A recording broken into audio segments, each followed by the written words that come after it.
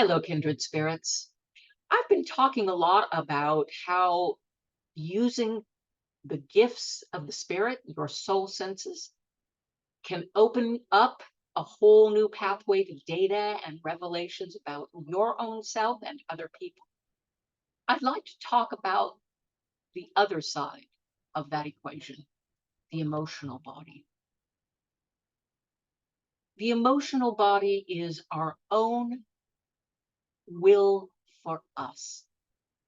It holds literally our life force in its hands, our will to live. Literally, that is our emotional body. It is the part of self that feels our own self love and it feels love from our creator. And with the help of the spiritual body, detects and feels love from other people.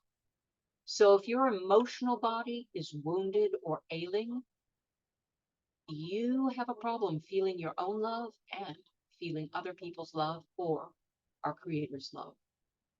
And boy, do we have a lot of ailing emotional bodies around in this world today.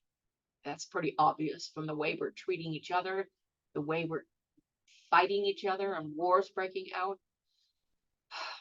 It's not hopeless, though. That's the whole point.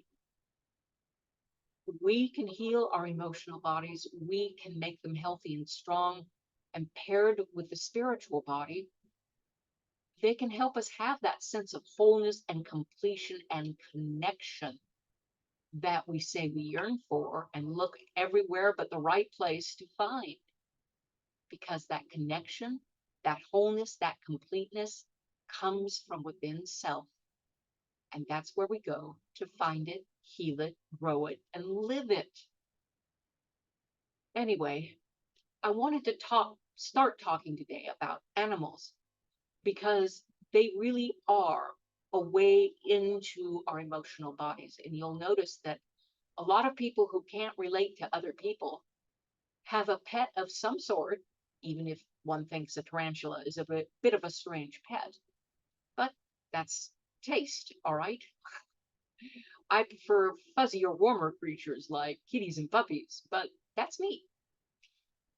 But again, what that animal represents to that person, what my animals represented to me, I know, is a way in to my wounded and stifled emotional body. Animals are the bridge. And you'll notice that animals don't have this problem with the left brain saying, this isn't logical. I don't think I want to pay attention to all this frittery, non logical, nonsensical stuff. They simply honor their instincts and it serves them well. Back in '07, the New England Journal of Medicine published a short article about Oscar the cat, who lived in a hospice or a nursing home and had the unerring ability to point to staff that a resident was close to dying, because when that happened, Oscar would hop up on their bed and stay with the resident until the resident had passed. And that was the story about. Well, that made all sorts of headlines. And then we found out that a schnauzer named Scamp in Ohio, and an Ohio nursing home, had the same ability. Well, the media went crazy. First grim cat, now grim dog. Well, honestly, we are so divorced from our spiritual nature, so divorced from our emotional selves and our connection, that we fear what these animals do or did. I don't know if they're still alive and still doing. But that is the tragedy. That is the tragedy of being so divorced from our connections and our emotions. Death becomes this scary thing we dare not talk about, we deny, we don't want to know about it.